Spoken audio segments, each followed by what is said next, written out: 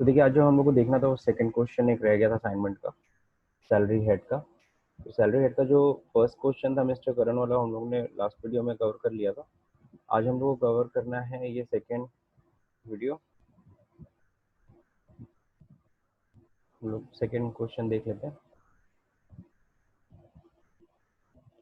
First question mister Karan, complete assignment. Second question, compute income from salary of mister x from the following working in A limited. ये हम लोग को solve करना था। Question solve कर रहे थे उस दिन, काफ़ी इश्यूज आ रहे थे। आज देखते हैं।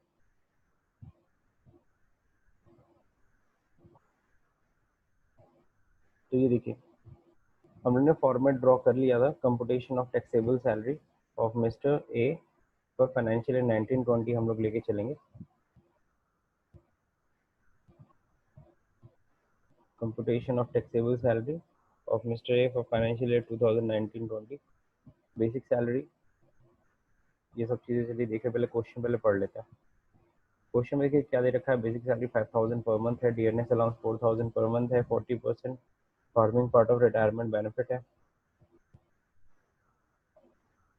ओके, नेक्स्ट क्या है। Dearness allowance, sorry children education allowance है 3400 रुपये पर मंथ पर चाइल्ड मिल रहा है। He has 2 children and spend 50 rupees. Okay, यहाँ दिया है कि स्पेंड 50 रुपीज़ पर मंथ, 50 नहीं होगा, 500 होगा, सॉरी 500 पर मंथ और देयर एजुकेशन। कन्वेंस अलाउंस 1000 है, मिल रहा है। Spend 800 rupees for office use. he received 1000 rupees per month as medical allowances and spent 750 rupees towards the medical expenses. Mr. X also receives 5000 during the year as leave encashment, 5000 bonus during the year. His employer provided him with a rent-free accommodation for which employer pay rent of rupees 5000 per month.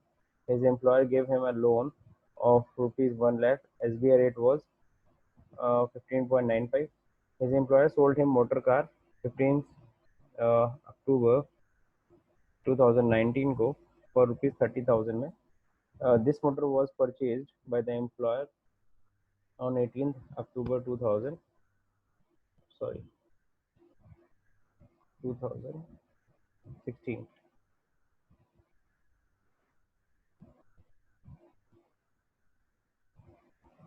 This one is 2016 होगा, यहाँ पे थोड़ा सा दिक्कत आ रही है, कोई नहीं।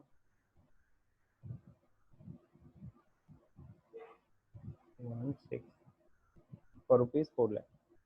चलिए, तो अब यही क्वेश्चन हम लोग को सॉल्व करना है। सबसे पहले हम लोग देख लेते हैं, फॉर्मेट तो हमने ड्रॉ कर ही लिया है। बेसिक सैलरी, ओके, 12 मंथ का 5000 के हिसाब से 60,000। लिव इनकैशमेंट और बोनस उन्हें 5000 और 5000 मिल रहा है, जो कि क्वेश्चन में हम लोग को दे रखा था यहाँ पे, अगर आप ध्यान देंगे।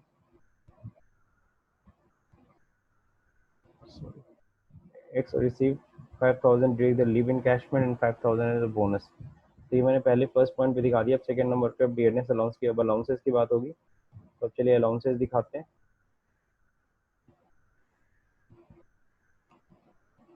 ठीक है, अलाउंसेस में जो देखिए क्या क्या अलाउंसेस हैं। सबसे पहले डियरनेस अलाउंस है। तो डियरनेस अलाउंस है कितना, 4000 पर मंथ। तो 4000 पर मंथ है तो हो जाएगा 48,000 एज पर क्वेश्चन। डी जो था 4000 पर मंथ था। अब इसमें 40% farming part of retirement benefit, इसमें से 40% रिटायरमेंट बेनिफिट का पार्ट है, तो वो तो हम लोग आगे जाके देखेंगे। चिल्ड्रन एजुकेशन अलाउंस देखिए यहाँ पे दे रखा है। तो चिल्ड्रन एजुकेशन अलाउंस कितना है, दिखा रहा है 3400 रुपये पर चाइल्ड। ठीक है, and he has 2 children and spend 500 rupees per month. इस अब चिल्ड्रन एजुकेशन अलाउंस आप सभी को पता है, चाहे जितना ही मिल जाए, बट 100 रुपीज़ पर मंथ पर चाइल्ड मैक्सिमम एग्जाम्प्ट होता है। और ध्यान रखना 3400 रुपये यहाँ पे दिखा रहा है। ठीक है, पर मंथ उसे मिल रहा है पर चाइल्ड। तो यहाँ पे आ जाते हैं हम लोग।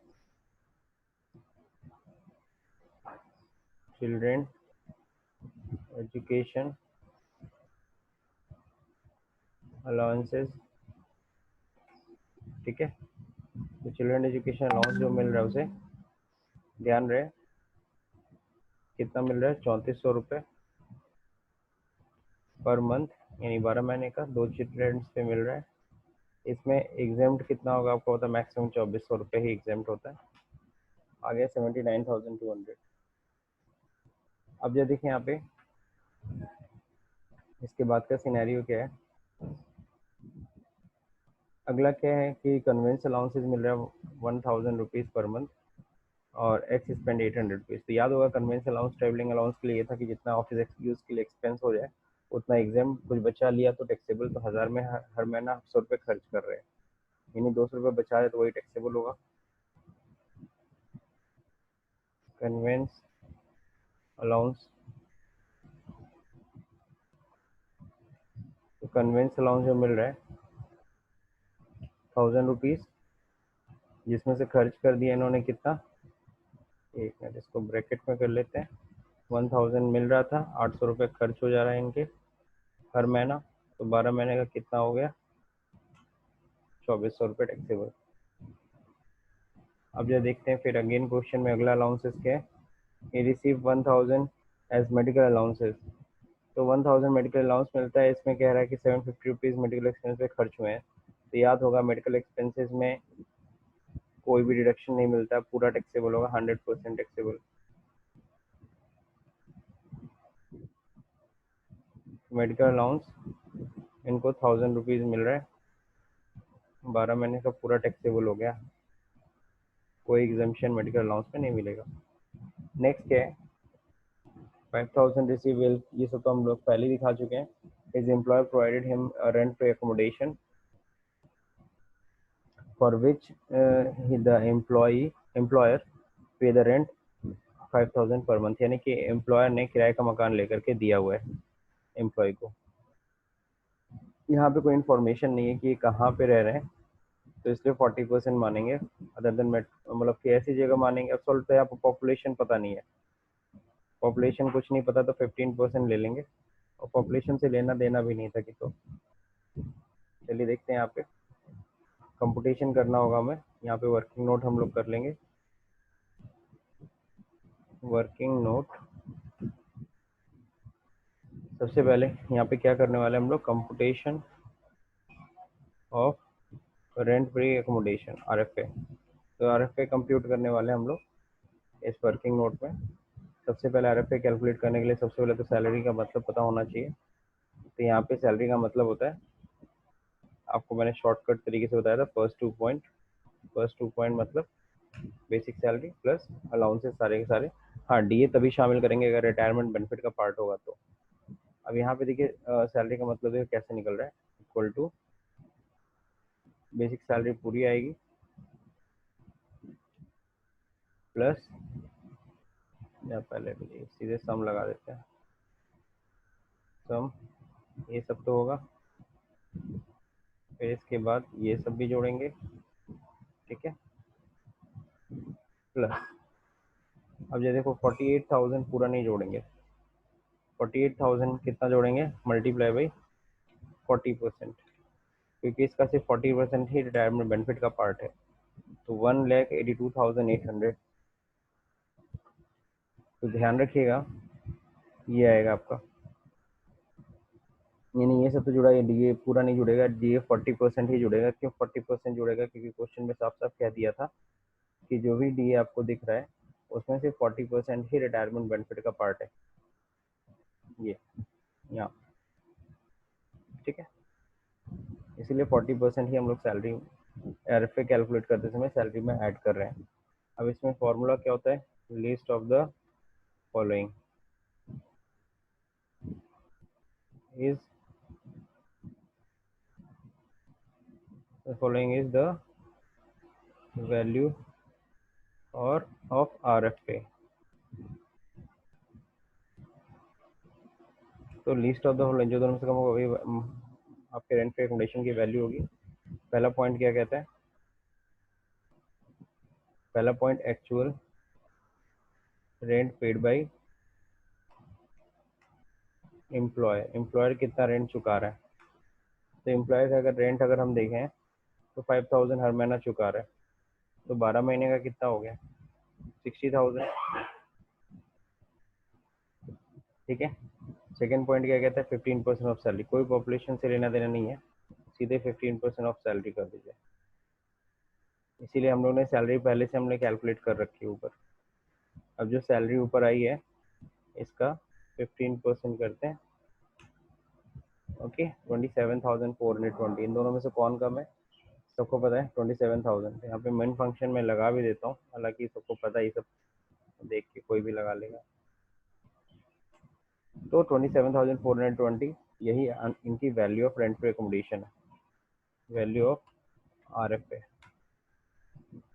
तो यहाँ पे अब हम लोग बात करेंगे परक्यूजिट्स की।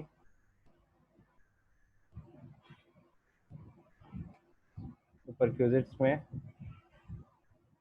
सबसे पहला परक्यूजिट आ रहा है value of rent free accommodation. Okay, तो value of rent free accommodation जो है वो 27,420 है। अब देखते हैं हम लोग क्वेश्चन में आगे क्या कह रहा है। अब कह रहा है क्या, his employer give him a loan 1 lakh rupees, SBI rate was 15.95%। तो देखिए यहाँ पे facility of interest free loan, company इनको इंटरेस्ट फ्री लोन दे रही है। हालांकि वो लोन अगर बैंक से लेते हैं, एसबीआई का रेट यहाँ पे दे रखा है, स्टैंडर्ड रेट एसबीआई का ही माना जाता है। अगर यही 1 लाख रुपए एसबीआई से लिए होते तो उन्हें 15 कितना इंटरेस्ट देना होता, 15.95 इंटरेस्ट देना पड़ता। तो ये इनका पैसा बच रहा है, यही जो इनका फायदा है, पर्सनल बेनिफिट है, यही इनकी परचेज की वैल्यू हो जाएगी। फिर से दिखा दे रहा हूँ, ध्यान रखिएगा, 1 लाख का लोन लिया एम्प्लॉयर, कहीं एम्प्लॉयर ने रेट ऑफ इंटरेस्ट नहीं डिफाइन किया। हालांकि एसबीआई का रेट ऑफ इंटरेस्ट क्या होता, 15.95। कंपनी से 1 लाख रुपए लोन लिया हुआ है, इस पर कोई इंटरेस्ट नहीं दे रहा है, लेकिन अगर बैंक से लेता तो 15.95 देना पड़ता है। और ध्यान रखिए यहाँ पे हमेशा हम लोग किसका रेट ऑफ इंटरेस्ट चेक करते हैं, एसबीआई का ही रेट ऑफ इंटरेस्ट चेक करते हैं, क्योंकि उसे स्टैंडर्ड माना गया है। अब देखते हैं आगे। His employer sold him a motor car. अब मोटर कार की वैल्यू कंप्यूट करनी होगी। मोटर कार देखो, उनको एम्प्लॉयर सोल्ड कर रहा है कितने में, 30,000 में। अब अगर मोटर कार की वैल्यू 45,000 है, 30,000 से ज़्यादा है, तो जितना भी फायदा हो रहा है वो उसकी सैलरी में ऐड होगा। This motor car was purchase by the employer on 16। ठीक है। तो मोटर कार के केस में होता क्या है, इसको भी आपको देखना पड़ेगा।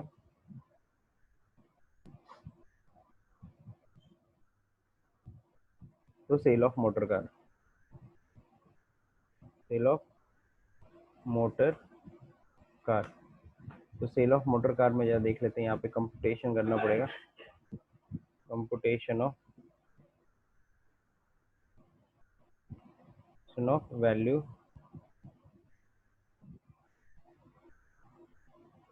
Sorry perquisite of motor car.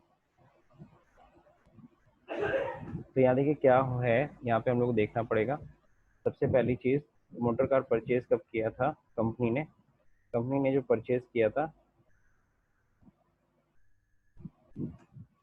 वो कब, क्वेश्चन में देख लेते हैं। 18/10/2016 को किया था 4 लाख में।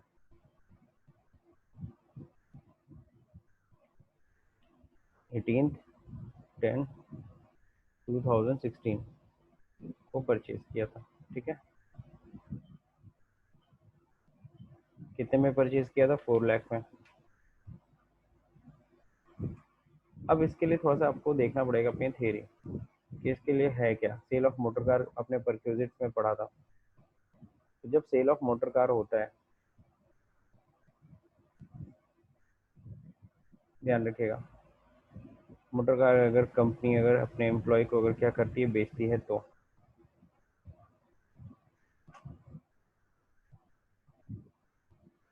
रेंट पे एकोमोडेशन है, रेंट पे एकोमोडेशन के बाद सेल ऑफ, हाँ सेल ऑफ मोबाइल एसेट है,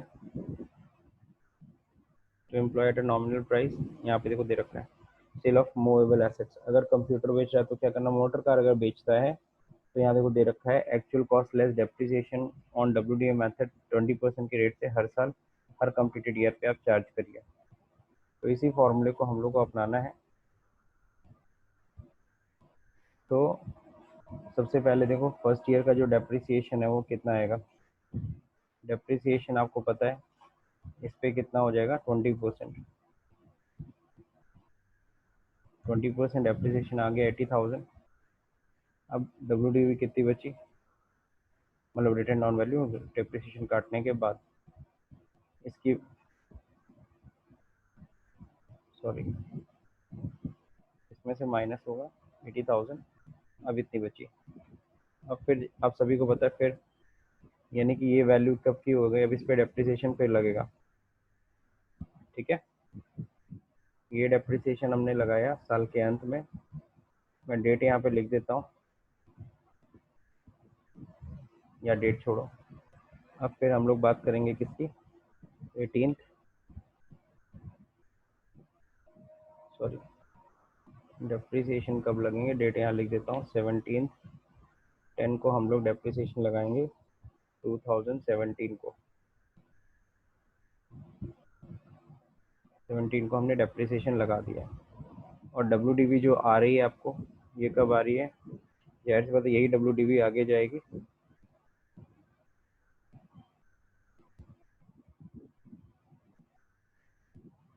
अगले साल फिर सेकेंड ईयर डेप्रिसिएशन, इसको सीधे हम लोग लिख देते हैं आसानी से समझने के लिए, फर्स्ट ईयर डेप्रिसिएशन।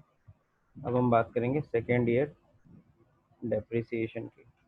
तो सेकेंड ईयर पे डेप्रिसिएशन लगेगा, तो डेप्रिसिएशन देखिए कितना है, इस WDV वैल्यू पे कटेगा कितना परसेंट, 20%। तो डेप्रिसिएशन आ गई, फिर WDV बचा, इतनी वैल्यू बची 3,20,000 में से माइनस हो गया 64,000। ठीक है, सेकेंड ईयर मतलब 16-17 का डेप्रिसिएशन है, फिर 17-18 का हो गया, 18-19 यानी थर्ड ईयर, तीसरा साल, ये last year, third year depreciation फिर लगेगा। अब जो देखिए कितना लगेगा इस पे, अगेन 20%, घटे हुए मूल्य पे डेप्रिसिएशन लग रहा है, डेप्रिसिएशन। अब WDV कितनी बची, माइनस हो जाएगा, दैट्स इट। ठीक है, 2,04,800। तो अगर हम लोग बात करें 2016 में परचेज हुआ था, ठीक है, ये जो WDV बची कब की, ये 17/10 की बची, 17/10/2016, 17 सॉरी। फिर ये कब का बचा, 16, एक एक दिन कम होता जा रहा है, 16 भाई 17 से 16 तक देखोगे ना, 16/10/2018, 18 की वैल्यू। अब ये देखिए क्या है, 15/10/2019, उसकी वैल्यू ये थी। और आप लोग ध्यान से अगर देख रहे होगे, जो क्वेश्चन था हमारा, क्वेश्चन पे आ जाता है यहाँ पे, अगर आप ध्यान से देख रहे हो यहाँ पे क्वेश्चन में, तो 15/10/2019 को उसने 30,000 रुपये में दिया। तो ध्यान से देखो, वैल्यू थी 2,04,000 की चीज़ को 30,000 में दे दिया, तो बड़ा फ़ायदा हुआ इसको। कितना फ़ायदा हुआ है, चलिए बस वही जो फ़ायदा है वही इसका बेनिफिट है। इसमें से माइनस करेंगे 30,000 क्योंकि उससे वसूल लिया गया। तो ये जो वैल्यू है, ये परक्यूजिट की वैल्यू है 1,74,800 का फ़ायदा हुआ एम्प्लॉय को। यानी 2,04,800 की जो कार है ना, ये वैल्यू थी कार की, और उसे लिया कितना गया, 30,000 रुपीज़ उससे कैश लिया गया, इतने में बेच दिया कंपनी ने, तो उसको वही फ़ायदा कितने का हुआ, फ़ायदा यही ना हुआ 1,74,800, यही इसकी पर्सनल बेनिफिट है। बस कंप्लीट हो गया, अब तो कुछ है नहीं। ठीक, अब देखो यहाँ पे ग्रॉस सैलरी कितनी आ गई, 4,29,770। स्टैंडर्ड एक्शन आपको पता है 50,000 का मिलना ही मिलना है। इंटरटेनमेंट अलाउंस इसमें कुछ नहीं था, प्रोफेशनल टैक्स भी इसमें कुछ नहीं था। ओके, सो फाइनली इनका जो टैक्सेबल सैलरी आएगा 3,79,770। तो ये पूरा कंपुटेशन था मिस्टर ए का। ये जो क्वेश्चन था ये भी हम लोगों ने कवर कर लिया। ठीक है, तो मेरे ख्याल से आप लोगों को समझ में आ गया होगा सेकेंड नंबर पॉइंट। ठीक है, अब हम लोग को पढ़ना है क्या, जैसे कि यहाँ पे एक चीज पॉइंट समझाया है, tax planning for a salaried individual. ये होता क्या है, इसको जरा समझते हैं हम लोग। टैक्स प्लानिंग का मतलब क्या होता है, पहले तो इसको आपको समझना होगा। टैक्स प्लानिंग का मतलब होता है कि हम लोग क्या करते हैं, अपने टैक्स को रिड्यूस करने की कोशिश करते हैं on the rule of income tax है। मतलब इनकम टैक्स के नियमों को फॉलो करते हुए हम लोग क्या करते हैं, अपने टैक्स को रिड्यूस कर सकते हैं। इसी को हम लोग कहते हैं टैक्स प्लानिंग। तो यहाँ पे टैक्स प्लानिंग किसके लिए बता रहा है, for salaried individual. Salaried individual कैसे टैक्स की प्लानिंग कर सकते हैं, तो टैक्स की प्लानिंग जाहिर सी बात है एम्प्लॉय दोनों मिलकर ही कर देते हैं। अब इसमें है क्या, salary should be well structured. इसके लिए बहुत ज़रूरी है, अगर आप चाहते हो कि आपकी सैलरी पे ज़्यादा टैक्सेस ना लगे, यानी आप सैलरी में अपना टैक्सेस बचा सको, इसके लिए ज़रूरी है कि salary should be well structured, उसका स्ट्रक्चर अच्छा होना चाहिए बाय योर कंपनी। तो ये जिम्मेदारी किसकी होती है, ये स्ट्रक्चर बनाने की कंपनी की। That is composite of salary, HRA, DA, other allowances in order to claim the maximum benefit using tax provisions। है कि नहीं है। अब देखो, अगर कोई कंपनी अपने एम्प्लॉयज़ को सैलरी का स्ट्रक्चर नहीं बनाती है और सीधे सीधे क्या करती है, सीधे सीधे वो क्या करती है, सिर्फ सैलरी के नाम पे दे देती है। तो अगर बेसिक सैलरी के नाम पे अगर वो दे देगी पूरा सैलरी, तो मैं मान लो तुम्हारी सैलरी 40,000 और 40,000 सैलरी पूरा वो क्या करती है, बेसिक सैलरी के नाम पे दे देती है, तो वो फुल्ली टैक्सेबल हो जाएगा। लेकिन अगर उसी 40,000 की सैलरी को वो सैलरी, HRA, DA इन सब में अलग अलग तरीके से बांट दे, एजुकेशन अलाउंस, तो इससे क्या होगा, एम्प्लॉयज इन टैक्सेस का बेनिफिट उठा सकता है, एग्जाम्पशंस मिलते हैं उसे, उसका बेनिफिट उसे मिल जाएगा। यूटिलाइजेशन ऑफ, अगर हम बात करें यूटिलाइजेशन ऑफ बेनिफिट्स की बात करते हैं। ठीक है, utilisation of benefits of section 80C। 80C आपको आगे पढ़ोगे, 80C से 80U का डिडक्शन है। ग्रॉस टोटल इनकम में से आप 80C से 80U का डिडक्शन ले सकते हो। 80C रेफर इन डिडक्शन चैप्टर दिया भी है। अब यहाँ पे दिया मैक्सिमम अप टू 1,50,000, 1,50,000 रुपये अपनी सैलरी में से और माइनस करा सकते हो। ठीक है, वो कैसे, अगर आप अपने अपने पैसे को, यानी कि जो भी अपनी इनकम को PPF में, पब्लिक प्रोविडेंट फंड, LIC में प्रीमियम अगर दिए हो साल भर में, जितना भी नेशनल सेविंग सर्टिफिकेट्स कुछ खरीदे हो, इक्विटी लिंक्ड सेविंग स्कीम्स में 5 साल, अगर 5 साल का कहीं भी बैंक में अगर या फिर पोस्ट ऑफिस में फिक्स डिपॉजिट किए हो, जैसे मान लो तुम्हारी इनकम है 4 लाख रुपए, तुमने अगर 50,000 की FD कर दी 5 साल के लिए, तो तुम 4 लाख में से 50,000 माइनस कर लो, वो 80C में तुम्हें डिडक्शन मिल जाता है। मतलब 5 साल कम से कम। Tuition fees paid for the children education, या बच्चों की फीस तुमने पे की है, ट्यूशन फी, उसका भी डिडक्शन तुम्हें 80C में मिल जाता है। तो ये आगे हम लोग डिडक्शन चैप्टर में और अच्छे से पढ़ेंगे। फिर है क्या, ऑप्शन बियॉन्ड 80C। 80C के अलावा भी कुछ डिडक्शन है, जैसे 80D का डिडक्शन होता है। 80D, डी फॉर हम लोग दवा बोलते हैं, और D फॉर यहाँ पे मेडिकल हो गया। Deduction for a medical insurance for self, spouse, children's and parents. अगर अपने सेल्फ का या फिर अपने स्पाउस, जीवन साथी का, या डिपेंडेंट या चिल्ड्रंस जो आपके ऊपर निर्भर है, यानी कि बच्चों की बात कर रहे हैं, बच्चों के अगर आपने या फिर पेरेंट्स का अगर आपने मेडिकल इंश्योरेंस करा रखा है, तो जो भी प्रीमियम आप दोगे उसका रिडक्शन आप 80D में ले सकते हो। फिर हम लोग बात करेंगे किसकी, सेक्शन 80G। तो 80G में देखिए क्या दे रखा है, डोनेशन टू स्पेसिफाइड फंड और चैरिटेबल इंस्टीट्यूट।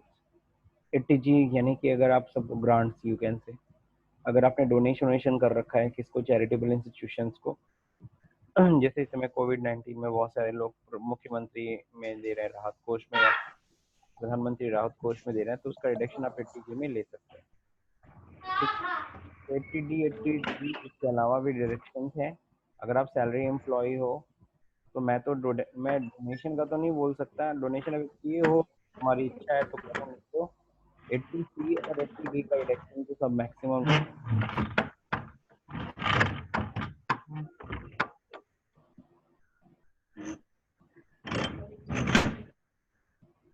अब चलिए देखिए यहाँ पे बात करते हैं किसकी,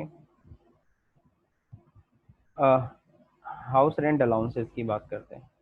ठीक है, what is house rent allowances, आपने ऑलरेडी पढ़ रखा है। हाउस रेंट अलाउंस में ऑलरेडी हम लोग डिडक्शन लेते हैं। If you are paying rent but HRA does not form part of your salary, benefit can be claimed under section 80GG। कई बार क्या होता है, कंपनी आपको HRA के नाम से नहीं देती है, सीधे बेसिक सैलरी में सब कुछ दे दे रही है, लेकिन तुम रेंट तुम देते ही हो, मान लो तुम किराए के मकान में रह ही रहे हो, लेकिन कंपनी से HRA नाम से कुछ भी सैलरी में नहीं मिल रहा है, सब बेसिक सैलरी के नाम से ही मिलती है। तो क्या है, तुम्हारे पास आगे पढ़ोगे 80GG, जिसको हम लोग शॉर्ट में बोलते हैं 80GG फॉर घर, तो घर घर हम लोग बोलते हैं। तो अगर तुम्हें सैलरी में नहीं डिडक्शन मिल पाया HRA का, तो तुम बाद में, चूंकि तुम रेंट देते हो, इसका डिडक्शन तुम 80GG में ले सकते हो। 80GG का डिडक्शन कैसे मिलता है, फॉर्मूला लगभग HRA जैसा ही है, वो हम लोग पढ़ेंगे, लिखा भी है। If HRA forms part of salary, then exemption can be availed as per provision of explained above text। तो क्लियर है सबको, अगर HRA आपकी सैलरी का पार्ट है तब तो आप HRA का आराम से एग्जेम्पशन ले सकते हो, एग्जेम्प्ट HRA आपने पढ़ ही रखा है। लेकिन अगर आपको सैलरी में HRA नहीं मिलता है, लेकिन आप रेंट देते हो, तो आप 80GG में डिडक्शन ले सकते हो। अब जो देखिए यहाँ पे है कि यहाँ पे leave travel allowances, sorry home loan है। अगर आपने होम लोन ले रखा है, आप सैलरीड क्लास हो, आपने होम लोन ले रखा है, can be used efficiently for tax saving. तो अगर आप सैलरीड एम्प्लॉय, आपने लोन ले रखा है EMI पे, तो आप उसका भी डिडक्शन ले सकते हो, बोथ। इवन जो आप प्रिंसिपल चुका रहे हो यानी मूलधन, साथ ही साथ जो उस लोन पे ब्याज चुका रहे हो, दोनों का ही आराम से डिडक्शन ले सकते हो। और होम लोन के बारे में अभी हम लोग नेक्स्ट हाउस प्रॉपर्टी का हमारा चैप्टर है, उसी में हम लोग इसको अच्छे से स्टडी करने वाले हैं। लीव ट्रेवल अलाउंसेस सबको पता है, छुट्टियां भी मिलती है, घूमने के लिए पैसे भी मिलते हैं। LTA can be use for holidays, है ना, which is available twice in a block of 4 year. 4 सालों में 2 बार नॉर्मली आपको ये सुविधा दी जाती है। In case of one have been enable to claim the benefit in the particular 4 year block, है ना। अगर सपोज करो तुम अगर 4 ईयर में अगर नहीं जाते हो, तो उसमें दिया जाता है कि आप चाहे तो उसको उसका क्लेम कर सकते हो। ही और she could now carry forward one journey to the succeeding block, claim it in the first calendar year of that block। अब जैसे होता क्या है, मान लो तुम 4 साल में कहीं नहीं गए, घूमने ही नहीं गए, तो तुम अब 4 साल में सपोज करो कहीं नहीं गए, तुम्हें 2 बार टाइम मिला था, तो तुम क्या कर सकते हो, अब इसको क्या कर सकते हो, उसमें से एक LTA को तुम कैरी फॉरवर्ड कर सकते हो अगले 4 ईयर के ब्लॉक में। यानी कि सपोज करो, और इसको मैं कैसे समझाऊं, यहाँ पे चलो, अच्छा ठीक है, एक्सेल पे समझा देता हूँ। यहाँ पे कोशिश ये कर रहे हैं समझाने की कि सपोज करो भाई, आपको 4 ईयर में, आपको पता है जो फर्स्ट 4 ईयर, जो भी 4 ईयर के ब्लॉक में आपको 2 टाइम्स मिलता है घूमने का, कंपनी ऐसा देती है। लेकिन अगर फर्स्ट ईयर में तुमने अपना कोई जर्नी नहीं किया, नो जर्नी डन, कोई जर्नी तुमने नहीं किया, ओके, तो होगा क्या, तो सिंपल सा, नेक्स्ट ब्लॉक के 4 ब्लॉक में आपको पता है ऑलरेडी आपको मिलना ही है फिर 2 टाइम्स, तो 2 टाइम्स तो आपको मिला,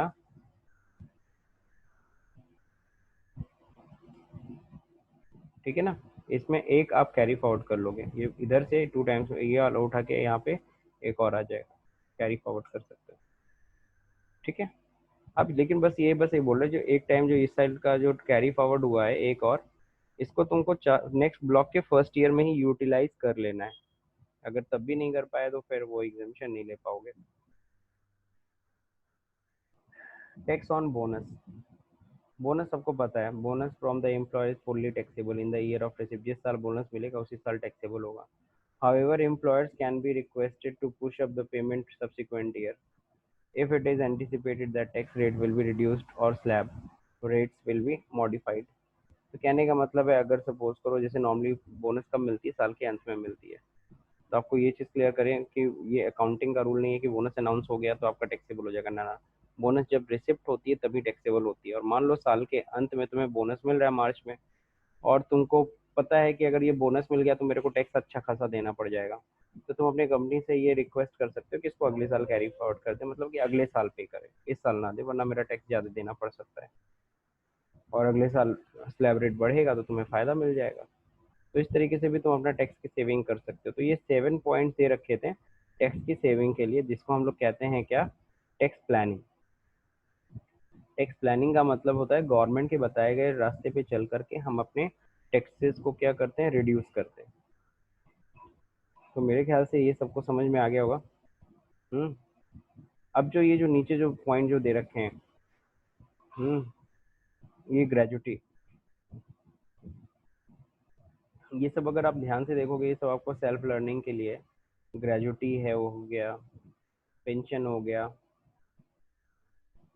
ठीक है, लीव इनकैशमेंट हो गया, ये हम लोग को क्लास में तो कवर नहीं करना है, लेकिन मैं आपको एक चीज़ मैं बोल रहा हूँ, एक बार इसको स्टडी करिएगा तीनों को। किसको किसको स्टडी करेंगे, लीव इनकैशमेंट को स्टडी करेंगे आप लोग खुद से,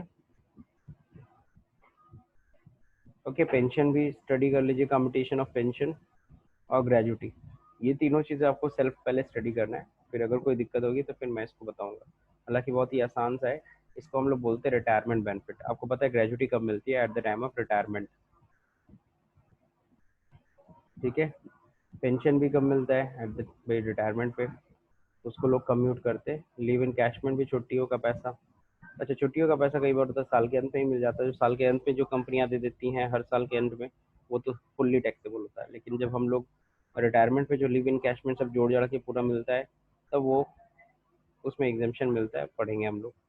इसको पहले आप सेल्फ स्टडी करिए, सेल्फ स्टडी में नहीं समझ में आता then we I will discuss. तो मेरे ख्याल से आप लोग को समझ में आ गया होगा। अब हम लोग क्या है, टॉपिक है जो इनकम फ्रॉम हाउस प्रॉपर्टी है, ठीक है, अगला जो टॉपिक है इनकम फ्रॉम हाउस प्रॉपर्टी।